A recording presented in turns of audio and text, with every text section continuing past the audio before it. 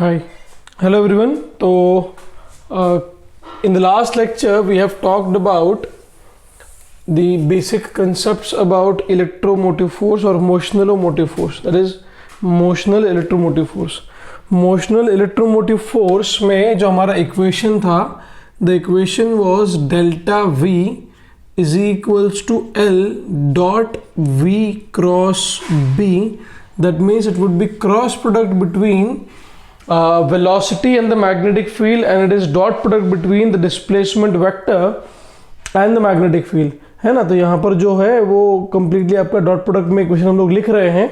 So it is been very fine that we can use this equation to solve basic examples. चलो मैं आपको examples के तौर पे समझाता हूँ कि हम लोग पोटेंशियल डिफरेंस कैसे निकालेंगे. हमको ए क्रॉस बी क्रॉस ए निकालते आता है already. I am thinking about the same thing again.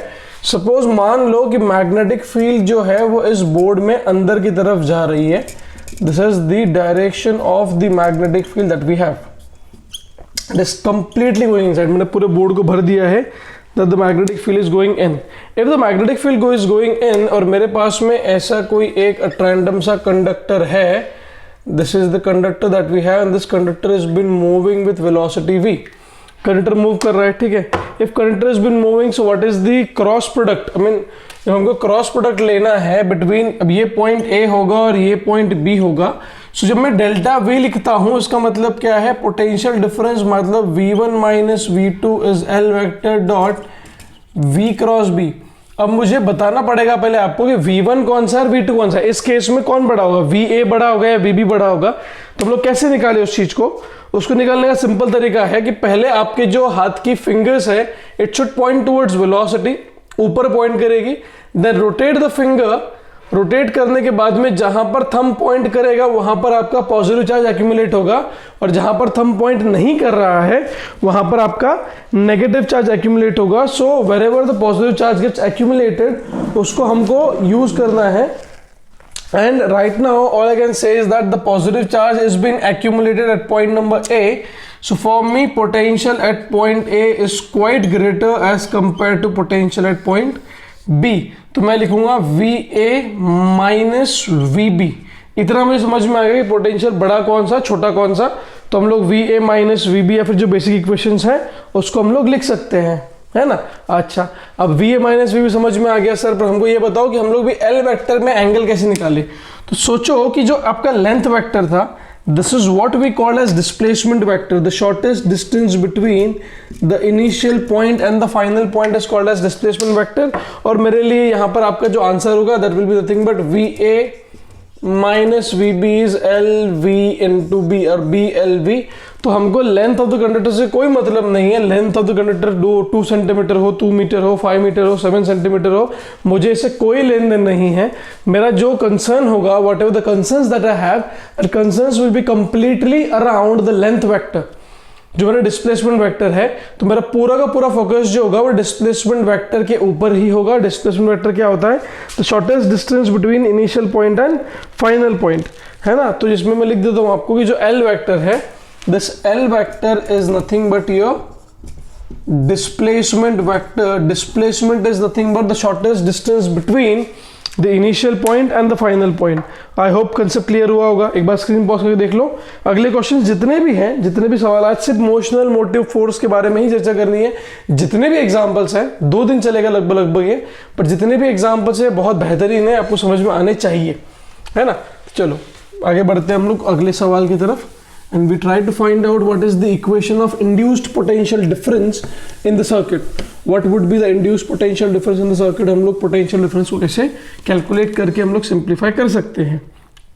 चलो example number 2. मान लो कि जो magnetic field है वो तो जा रही है ऐसे. It is cross and a circle. मैं cross बार बार इसलिए लेता हूँ ताकि मुझे हाथ घुमाने में आसानी हो, हाथ उल्टा घुमाना पड़ता है तो फिर, ठीक है.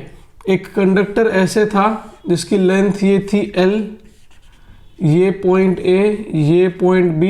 इसकी जो वेलोसिटी है वो कुछ ऐसे जा रही है at an angle theta is equals to कितना लिख दूँ, मान लो 37 degree. Velocity is at an angle of 37 degree. ठीक है सर, हो गया, समझ में आया. सबसे पहला सवाल फिर से मेरा वही, पोटेंशियल A बड़ा होगा, पोटेंशियल B बड़ा होगा. So option number A, is it VA greater than VB? Option number B, VA is equals to VB. Option number C, VA is less than VB. और D,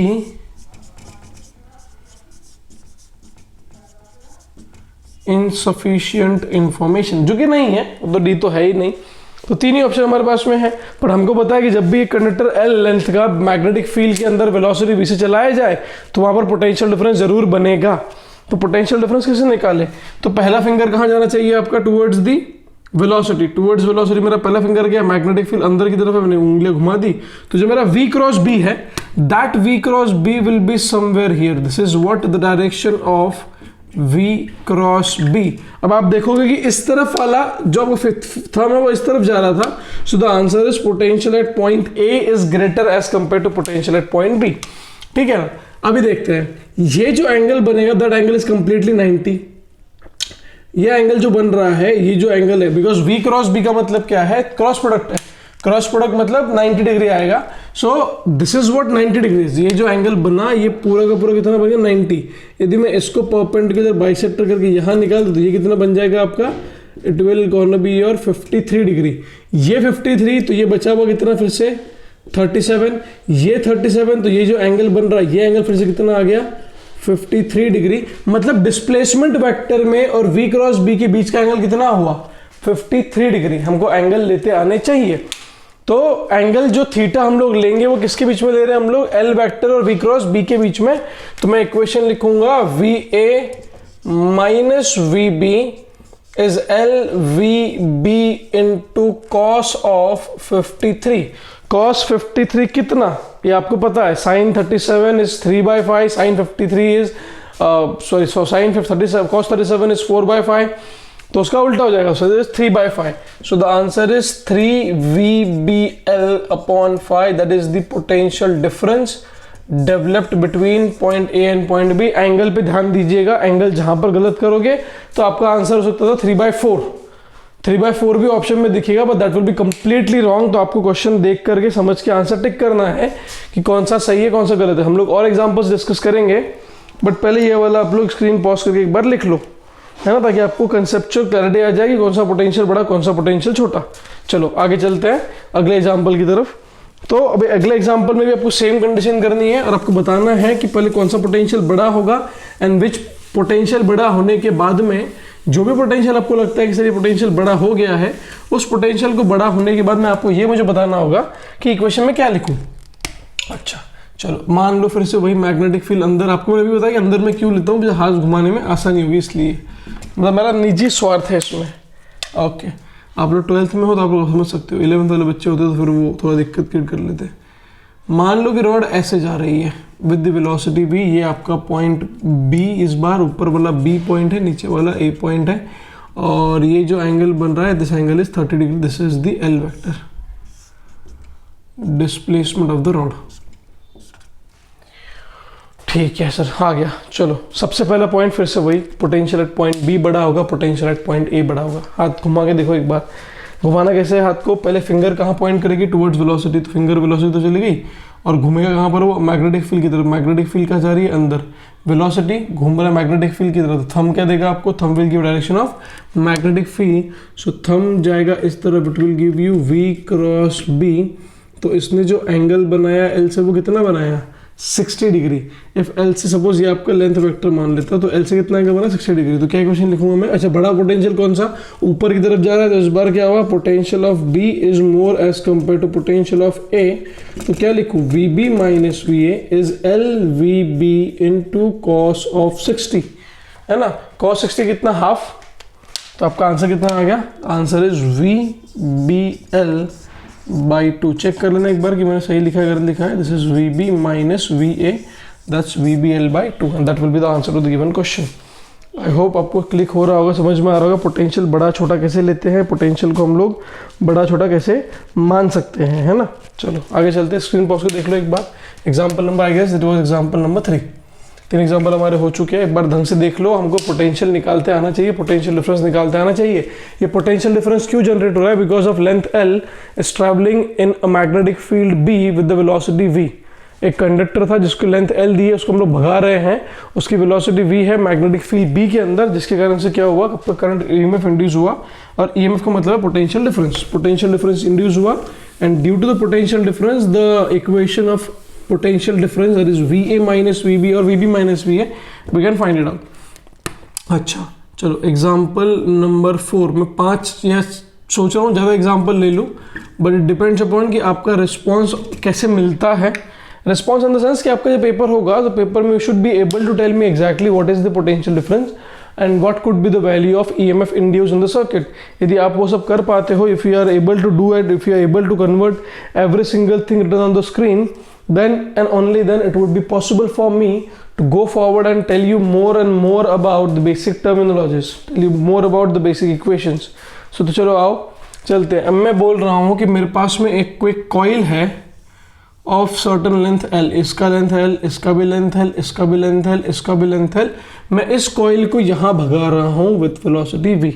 तो बताना है कि potential difference कैसे होगा। मैं मार्क दे दूँ उसको, it is O A B and C। O A B and C के बीच में हमको देखना है। यदि हम लोग O A B and C के बीच में देखें तो हम लोग पहले क्या करते हैं, एक एक सेगमेंट के बारे में चर्चा करते हैं। एक एक सेगमेंट के बारे में, the moment we talk about the segment we get the answer properly. So let us talk about first of all about OA। मैंने थंब को लिया, घुमाया, ऐसे अंदर की तरफ घूम रहा था, तो मेरा potential of A is bigger as compare to potential of O। तो मेरे पास में यहाँ पर क्या हुआ, A O के बीच में एक बैटरी बन गई जिसका ऊपर का पोटेंशियल पॉजिटिव था और नीचे का पोटेंशियल नेगेटिव था। तो मान लो कि इसका पोटेंशियल था ईएमएफ आया, इसका E, यहाँ पे पोटेंशियल डिफरेंस E लिख देते हैं हम लोग, है ना। अब देखो A और B के बीच में, A से B के बीच में the coil is going like this, magnetic field अंदर है। अरे ऊपर तो कोई है ही नहीं, ऊपर का एंगल। अब सोचो कि जो A cross B cross V cross B जो आएगा वो कहाँ जाएगा, अंदर की तरफ। जो अंदर की तरफ जाएगा तो थंब ऊपर जाएगा। थंब के साथ में L वेक्टर का एंगल कितना है, 90 डिग्री। ऊपर कुछ है ही नहीं ना। फिर से बताओ, देखो इस OA के लिए जब मैंने थंब को अंदर घुमाया तो मेरा पॉइंट A ऊपर आया, पॉइंट B नीचे आया, और मेरा V क्रॉस B ऊपर गया। V क्रॉस B ऊपर और L वेक्टर भी ऊपर, दोनों के बीच का एंगल 0, इसलिए मैंने उसको ऐसे लिख दिया। यहां पर जब मैं देख रहा हूं तो इसका जो V क्रॉस B है वो हमेशा कैसे जाएगा, ऊपर, और इस केस में V cross B L vector से कैसा एंगल बना रहा है, 90 डिग्री। इफ वो L वेक्टर से 90 डिग्री बना रहा होगा तो cos 90 कितना हो जाएगा, 0। मतलब यहाँ पर किसी प्रकार को EMF नहीं आएगा। कहाँ से कहाँ पर, A से B के बीच में। अच्छा से समझ में आया। B से C देखो, फिर से वही कहानी। B से देखा, मैग्नेटिक फील्ड ऐसे, potential at point B is more as compare to potential at point C। मतलब B पर पॉजिटिव और C पर नेगेटिव, ये प्लस और ये माइनस। अच्छा समझ में आया सर। फिर C से O देखो, C से O में भी वही कहानी कि जो यहाँ पर V क्रॉस B बन रहा है, that V cross B is going upward, और वो L वेक्टर से एंगल बना रहा है 90। तो L वेक्टर से 90 बनाएगा तो हमारा एक्चुअल फॉर्मूला जनरल केस में क्या था, L vector dot V cross B। इसको मैं ओपन करूं तो L into V cross B into cos theta. So cos of 90 when 90 you will put the answer is gonna be 0। तो यहां पर भी किसी प्रकार कोई EMF नहीं होगा, मतलब ऐसे EMF इसके अंदर इंड्यूस्ड होंगे। EMF इंड्यूस्ड हुआ है, इसमें से करंट बहेगा I, इसमें से करंट बहेगा I। क्या आपस में दोनों करंट एक दूसरे को अपोज कर रहे हैं? बैटरी सपोर्ट कब करती है एक दूसरे को, जब आपका पॉजिटिव नेगेटिव और पॉजिटिव नेगेटिव ऐसे कनेक्टेड हो, पॉजिटिव नेगेटिव, तो इसका करंट भी बाहर निकलेगा, इसका करंट भी बाहर निकलेगा, and due to that it will supported. When the opposite terminals of the battery has been connected together, then and only then battery will support. If you connect the like terminals of the battery, इसका current आए इस तरफ, इसका current आए इस तरफ, आपस में अपोज करके मर जाएंगे ये लोग। तो यहाँ पर भी क्या हुआ आपका कि net potential difference entire coil में क्या आ गया, 0। है ही नहीं पोटेंशियल डिफरेंस। आपस में ये वाला EMF E और ये वाला EMF E आपस में कैंसिल कर जाएगा। बट आपस में कैंसिल करने के बावजूद आप सोचोगे सर इंडिविजुअल लूप में तो आया था। हाँ, इंडिविजुअल लूप में आपका इलेक्ट्रोमोटिव फोर्स है, इंडिविजुअल लूप में आपका पोटेंशियल डिफरेंस है, बट एंटायर सर्किट के अंदर पोटेंशियल डिफरेंस नहीं है। क्यों नहीं है? Because the value of net flux flowing through that coil is 0। उस कॉइल के पूरे कॉइल के लिए, एक एक टुकड़े की आप लोग यदि बात कर रहे हो, O A A B B C C D, तो इंडिविजुअल टुकड़ों के लिए चेंज इन फ्लक्स तो जरूर है, बट अभी जब पूरे कॉइल के बारे में चर्चा करो, पूरे कॉइल के बारे में आप लोग जब देखोगे तो वहां पर चेंज इन फ्लक्स बिल्कुल भी नहीं है, इसलिए इसका आंसर क्या हो गया, 0। तो एक बार एग्जाम्पल देख लो, समझ लो, बहुत अच्छा एग्जाम्पल्स हैं ये, ताकि आपको समझ में आए कि which potential difference would be more and which potential difference would be less. चलो तो आगे चलते हैं एग्जाम्पल्स की ओर। आई होप आपने स्क्रीन पॉज करके देख लिया होगा। अगला एग्जाम्पल मैं देता हूँ बोर्ड के ऊपर, आप लोग स्क्रीन पॉज करना, फिर सॉल्व करना, and then I will continue with that, ताकि आपको क्लियरिटी आ जाए। और मुझे लगता है क्लियरिटी अब तक आ चुकी होगी आपको, इतने होशियार तो आप लोग हो ही। फिर से वही कह रहा हूँ कि मैग्नेटिक फील्ड जो है वो जा रही थी ऐसे अंदर की तरफ, मस्त चल रही थी दुनिया, अंदर की तरफ मैग्नेटिक फील्ड जा रही थी। ऐसे कॉइल दे रखी है, ये पॉइंट ए है, ये पॉइंट बी है, the radius of the coil is R. एक कॉइल जिसका रेडियस आर दिया हुआ है, और उन्होंने क्या बोला है कि इस कॉइल को वो लोग भगा रहे हैं ऐसे विथ वेलोसिटी v, है ना। हमको पूछा है कि पोटेंशियल डिफरेंस बताओ, what is the equation of delta v। पर डेल्टा v क्या लिखोगे और डेल्टा v का इक्वेशन क्या होगा। अब पहले आपको स्क्रीन पॉज कर लो, स्क्रीन पॉज करके पहले ये सोच लो कि पोटेंशियल ए पॉइंट पे बड़ा होगा, पोटेंशियल बी पॉइंट पे बड़ा होगा। पहला पॉइंट ये सोचो। वो सोचने के बाद मैं ये सोचूं कि विच डिस्प्लेसमेंट वेक्टर कितना होगा, आर होगा, 4r होगा, पाई आर होगा, कितना होगा, and then we can write the answers. ठीक है, स्क्रीन पॉज का आपने कर लिया होगा। Let us continue with that. So again मेरी फिंगर्स जो थी वो वेलोसिटी की तरफ जा रही है, मैं उसको घुमा रहा हूँ अंदर की तरफ, तो मेरा थंब है वो पॉइंट ए की तरफ जा रहा है, तो मेरे डेल्टा वी का मतलब क्या होगा, V A minus V B. मुझे समझ में आ गया कि भाई पहले का आंसर मुझे मिल गया है सर, पोटेंशियल डिफरेंस जो होगा V A minus V, because potential at point A is to be more as potential at point B. Potential A point का हमेशा क्या होगा, बड़ा हो जाएगा बी के कंपैरिजन में। ठीक है सर, पोटेंशियल ए पॉइंट का बड़ा हो गया बी के कंपैरिजन में। अच्छा सर, डेल्टा वी की वैल्यू कितनी, when you are saying that potential at point A is more than potential at point B, तो अपना आंसर क्या था, L into V cross B। तो L वेक्टर हम लोग क्या लेते थे, L वेक्टर भी normally take it as displacement vector. तो डिस्प्लेसमेंट इस केस में कितना होगा, 2r into V cross B, और it is 2BVR is the final answer to the given problem. तो यहाँ पर हमको ये समझ में आएगा कि एल वेक्टर को हम लोग कैसे सोच के ले सकते हैं। आई होप कंसेप्चुअल क्लैरिटी सभी को आ रही होगी और समझ में आ रहा होगा, है ना। चलो एक और एग्जांपल देता हूँ, ट्राई करना, सोचना एग्जांपल के बारे में। मैग्नेटिक फील्ड ऐसे इस हाफ सर्कुलर कॉइल को सेंटर पॉइंट ओ से, ये सेंट्रल पॉइंट ओ है ना, सेंटर द हाफ सर्कल का, इस कॉइल को हमने ऐसे घुमाना शुरू कर दिया विद एंगुलर वेलोसिटी ओमेगा। ऐसे घुमा रहे हैं, मैंने पूछा पोटेंशियल डिफरेंस बताओ कितना आएगा। सोचो, स्क्रीन पॉज करो एक मिनट के लिए, सोचो। अब क्या किया हमने, पार्टिकल को सीधा नहीं चलाया, लीनियर वेलोसिटी नहीं दी, अब कॉइल को हमने गोल घुमा दिया। If you have seen your mom और someone at your home making chapatis on tawa, हम लोग वैसे गोल गोल घुमा रहे हैं उसको, देखा होगा ना तेल की तभी जो रोटियां बनाते हैं हम लोग, वैसे गोल गोल घुमा रहे हैं। If you are revolving in that particular way there is no परिवर्तन। हम लोग कौन से लोग हैं जिनको परिवर्तन चाहिए, और लेंस लॉ ने क्या दिया था कि परिवर्तन उसी को नष्ट करेगा जिसने पैदा किया है। तो परिवर्तन तो है ही नहीं यहाँ पर, अब यदि परिवर्तन ही नहीं है यहाँ पर, परिवर्तन देना पॉसिबल ही नहीं है, परिवर्तन करना पॉसिबल नहीं है, तो मैं क्या कर सकता हूँ, मैं सीधा लिखूंगा कि भैया यहाँ पर जो पोटेंशियल डिफरेंस था वो क्या आ गया अपने लिए, जीरो। यहाँ पर बिकॉज चेंज इन फ्लक्स कितना आ गया, जीरो। बिकॉज यहाँ पर ईएमएफ की वैल्यू भी कितनी आ गई, जीरो।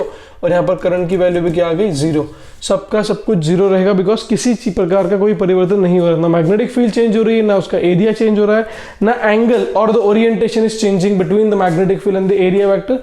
कुछ भी चेंज नहीं है। इफ कुछ भी चेंज नहीं है तो क्या करूं मैं, कुछ करना ही पॉसिबल नहीं है। पहले वाले कॉइल में देखो, जो एग्जाम्पल नंबर 4 में हमने लिया, वहां पर जो पार्टिकल है वो भाग रहा है ऊपर। यदि पार्टिकल भाग रहा होगा ऊपर तो हमको समझ में आता है कि इक्वेशन क्या लिखे, but particle number example number 5 में तो हो ही नहीं रहा है कुछ भी। Nothing is happening in that condition. So if nothing is happening in that condition, what we should do, we are completely free to use the basic understanding that कि sir यहाँ पर कुछ होने वाला नहीं है, यहाँ पर की जो कंडीशन हम लोग लिख रहे हैं वो completely vain हो जाएगा। So in that way we can define it. In that way we can understand that कि what exactly the motional motive EMF is. Okay, चलो आगे चलते हैं। एग्जाम्पल्स अभी फिलहाल बेसिक चल रहे थे, आगे चल के हम लोग पढ़ेंगे रेल प्रॉब्लम्स के बारे में।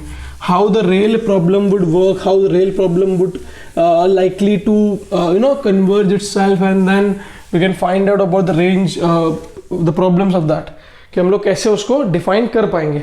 अच्छा, अभी एग्जांपल्स हमारे हुए, कुछ एग्जांपल्स और देखते हैं थोड़ा वेरिएशन के लिए भी। एग्जांपल 5 हो गए थे शायद, तो चलो एग्जांपल नंबर 6। एक कंडक्टर दिया है of carrying an current I, conductor में से करंट कैरिंग आया कर रहा था, इसका मैग्नेटिक फील्ड जो था वहाँ जाएगा, अंदर की तरफ जाएगा।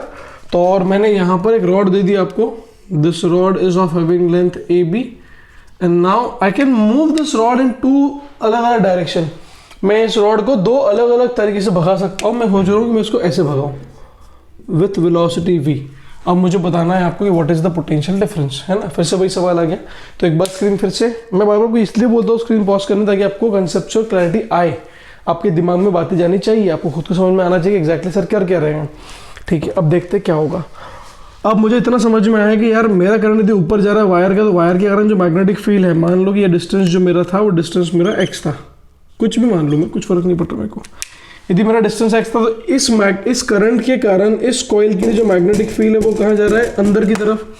सो if it is going in, so magnetic field is going in, magnetic field अंदर की तरफ जा रहा है। ये मेरा वेक्टर लेंथ L था। यदि मैग्नेटिक फील्ड मेरा अंदर की तरफ जा रहा है, मैं फिंगर से घुमाऊं, तो obviously I can right that the potential at point A is greater than potential at point B। बड़ा ही तो है वो, potential at point A is obviously more than potential at point B। हाँ सर, सब बराबर है।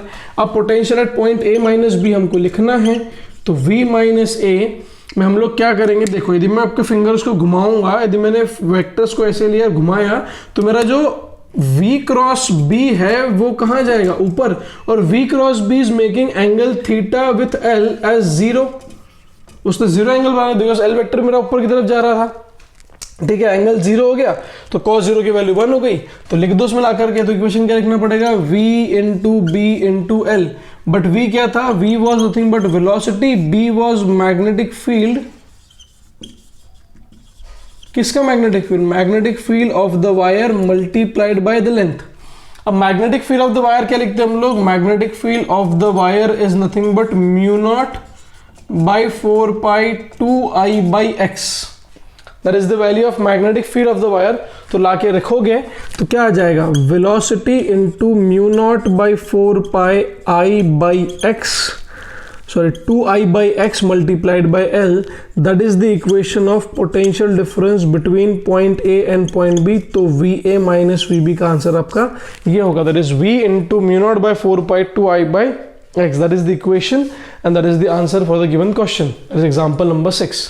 तो ये थोड़ा अलग एग्जाम्पल हुआ ताकि हमको जहाँ पर वेरिएशन ऑफ मैग्नेटिक फील्ड है वो भी हमको निकालते आनी चाहिए।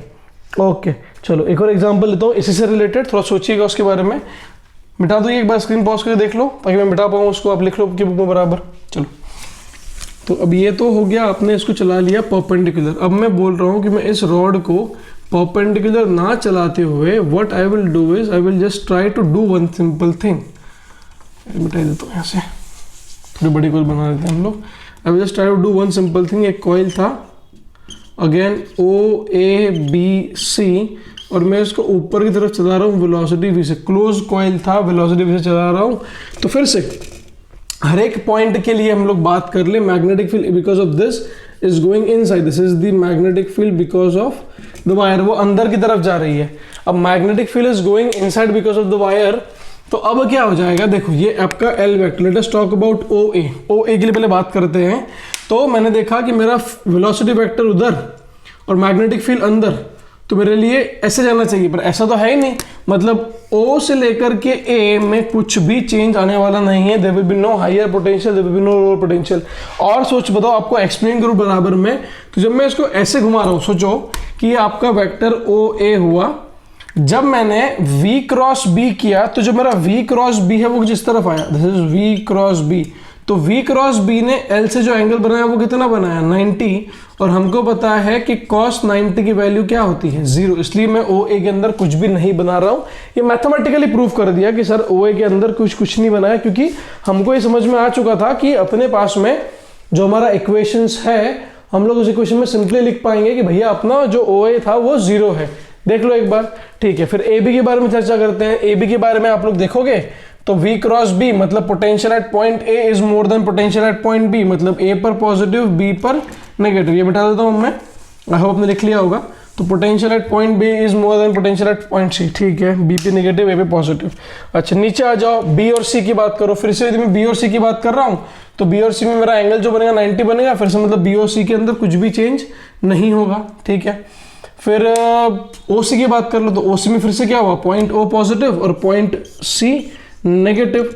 दोनों का EMF बैटरी का कैसा रहेगा, same, because L vector same है, वेलोसिटी सेम है, मैग्नेटिक फील्ड सेम है, सब कुछ कांस्टेंट है। सब कुछ कांस्टेंट तो what I can write is the potential difference that is delta V is suppose to be zero, और किसी किसी बुक में लिखा होगा delta electromotive force is zero. Electromotive force और पोटेंशियल डिफरेंस लिखा होगा तो कोई डरने की जरूरत नहीं है, दोनों सेम चीजें हैं। तो हमको समझ में आता है कि इलेक्ट्रोमोटिव फोर्स भी जीरो, पोटेंशियल डिफरेंस भी जीरो। पर वो क्यों जीरो है, बिकॉज यहाँ पर किसी भी प्रकार का change in the net flux is zero. यदि नेट फ्लक्स ही नहीं है, चेंज ही नहीं है, परिवर्तन ही नहीं है, सो बिना परिवर्तन के करंट को इंड्यूस करना, बिना परिवर्तन के मैग्नेटिक फील्ड को इंड्यूस करना, या बिना परिवर्तन के इलेक्ट्रिक फील्ड को इंड्यूस करना पॉसिबल नहीं होगा। और ये पॉसिबल क्यों नहीं होगा, आपको प्रॉब्लम सीधा क्लियर दिख रहा है ना। चलो एग्जाम्पल पॉज करके एक बार एग्जाम्पल देख लो ताकि आपके दिमाग में जाए बराबर के एग्जाम्पल में हो क्या रहा है। चलो आगे चलते हैं, and I will try to give you some different question now. हमारे 6 एग्जाम्पल्स हो गए, 10 या 11 एग्जाम्पल्स कुछ लेने थे मेरे को इसके, पर यदि आपको 5 या 6 में समझ में आ गया होगा तो फिर हम लोग यहीं रुक जाएंगे। Others I will continue tomorrow as well, there is no problem in taking more and more conceptualize questions in that. ऐसे मैग्नेटिक फील्ड इस सेगमेंट के बाद में अंदर जा रही है, एक कॉइल दिया है आपको, and the coil is been travelling inside with velocity v whose length vector is l। तो जब कॉइल वेलोसिटी v से अंदर की तरफ जा रही है, हमको बोला गया था कि draw the graph of flux versus time. हमको मैग्नेटिक फ्लक्स वर्सेस टाइम का ग्राफ निकालना था, या फिर करंट वर्सेस टाइम का ग्राफ, और I can say draw the graph of current versus time. जो उसमें करंट इंड्यूस होगा, इंड्यूस करंट के लिए मुझे ग्राफ बताना है आपको कि इंड्यूस करंट का ग्राफ कैसे मैं लिखूंगा और क्या मैं लिखूंगा और कैसे उसका मैं आंसर लाऊंगा। तो एक बार स्क्रीन पॉज करिए, खुद से करिए एक बार स्क्रीन पॉज वापस से, and then try to find out your own way कि how you gonna do this, how you gonna write of the answers in that case. सीधे आपको आंसर्स निकालते एक बार आ जाएगा तो आपको इतनी दिक्कत बाद में नहीं होगी। सोचो तो क्या होगा कि जब हम लोग कॉइल के बारे में बात करें, मान लो कि जो मैग्नेटिक फील्ड है वो यहीं तक है, आपका इतना ही है, इतने रीजन में है, the length of this magnetic field distance is small D के बीच में है, ठीक है, सो समझ में आ गया। जब ये कॉइल 3 कंडीशन है, एक तो कॉइल यहाँ पे होगा, एक तो कॉइल पूरा अंदर होगा, और एक तो कॉइल ऐसा आधा अंदर आधा बाहर होगा। In each and every case it has been travelling constantly with velocity v, travelling with velocity v। Okay, पहले पॉइंट पे I will mark it as PQR। At point number P what exactly is happening, point number P पे वो जो coil है वो धीरे धीरे अंदर की तरफ बढ़ रही है। धीरे धीरे अंदर की तरफ बढ़ते वक्त उसके पास में जो मैग्नेटिक फील्ड लाइंस है, the magnetic field lines are getting stronger and stronger. If the magnetic field lines are getting stronger and stronger, तो उसको अपोज करने के लिए जो मेरा करंट है, the my current should be in such a way that it should oppose the actual EMF। तो in first case the direction of induced current is I, direction of induced current is I, और इस case में current जो बहेगा वो कैसे बहने वाला है, एंटी क्लॉकवाइज, है ना। यहाँ पे करंट एंटी क्लॉकवाइज बहेगा। जब वो बीच में अंदर चले जाएगा पूरा, तो यहाँ पर किसी प्रकार का कोई चेंज नहीं हो रहा, क्योंकि वो पूरा अंदर आ गया, तो यहाँ पर करंट की वैल्यू 0। और जब ये मैग्नेटिक फील्ड लाइन से बाहर निकल रही है तो मैग्नेटिक फील्ड लाइन कम होगी। यदि मैग्नेटिक फील्ड लाइन कम होगी तो हमको उसको बढ़ाना पड़ेगा, तो करंट कैसे प्रोड्यूस करना पड़ेगा हमको, we have to rotate the current as clockwise. तो चलो, हमको करंट की डायरेक्शन ऑलरेडी पता भी थी, निकलते आती भी हमको कि कैसे जाएगा, क्लॉकवाइज जाएगा, ये जाएगा एंटी हो जाएगा 0, ठीक है। आंटी अंकल दोनों तरफ से हमारे हो गए। अब हमको निकालना क्या था कि फ्लक्स वर्सेस टाइम का ग्राफ, है करंट वर्सेस टाइम का ग्राफ बताओ। तो यदि मैं टाइम का ग्राफ बताऊं, सोचो 0 से लेकर के t is nothing but d divided by v। d by V क्यों लिखा मैंने, velocity was defined as displacement upon time, मतलब डिस्प्लेसमेंट d कवर करने के लिए वेलोसिटी v से टाइम कितना लगेगा, d बाई वी। इतने टाइम में क्या होगा, पूरा का पूरा कॉइल बाहर निकल जाएगा, है ना। यहाँ पर जब वो एंटर करेगा अंदर, तो मान लो ये जो डिस्टेंस था वो डिस्टेंस कितना था इसका, या फिर इसको अंदर रहने दो, ये लेंथ मान लो इसकी l है, लेंथ l है। लेंथ पूरा अंदर आने के लिए टाइम कितना लगेगा, t इज इक्वल्स टू क्या लिखूं, टाइम बराबर क्या लिखूं, l बाई वी।